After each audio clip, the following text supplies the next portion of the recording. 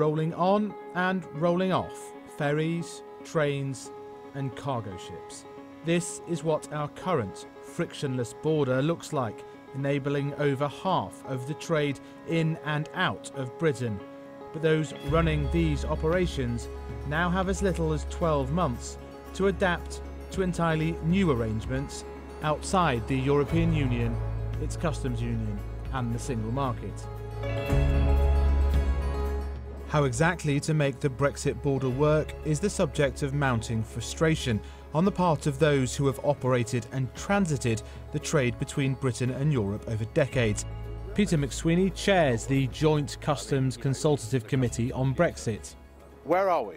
I don't think we're anywhere. We've got no practical solutions on the table that I can see. We've had endless discussions about sort of theoretical concepts, how we're going to deal with customs clearances and that sort of thing, but there's been no practical measures taking place at all as to what we're actually going to do on day one. Sky News has learnt that as part of this process, the government has in fact done something far more unusual in secret meetings with industry of the Border Coordination Group, requiring a series of secretive agreements with transport operators covering both their trade data but also the likely government response in a variety of scenarios, including no deal. Several sources have confirmed the existence to Sky News of these non-disclosure agreements, raising eyebrows across industry at a time of furious political debate about how to prevent new Brexit trade barriers with Europe.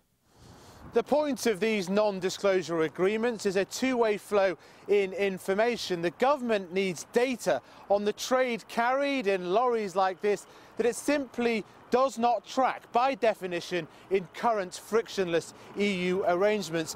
But it also needs to give the operators of the border some idea of likely scenarios. That's what makes these NDAs highly unusual. Politicians want to know more about them. It's not a normal thing to do. To have a general non-disclosure agreement, it's bonkers. And I don't see why the government shouldn't be revealing what it knows about Brexit. But also, why would it want to shackle organisations that may want to criticise or comment on Brexit by asking them to sign a non-disclosure agreement? It seems to me it's very much flies in the face of open government. And at a time when we should all be pulling together to make sure that the country is as best prepared as it can be for whatever form of Brexit happens in a year's time, it's very unhelpful.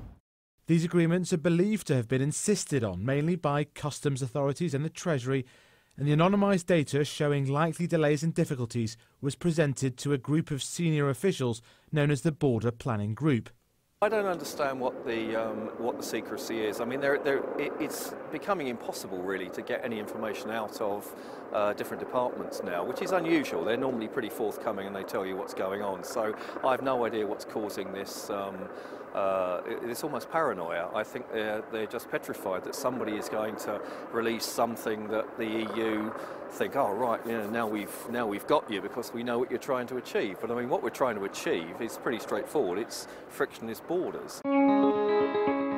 Certainly the government argues it wants to negotiate the maintenance of these free-flowing economic arteries of European trade and so doesn't wish to give away its hand in delicate negotiations. Others say the full consequences cannot be kept secret. From MPs who will soon vote on Brexit outcomes.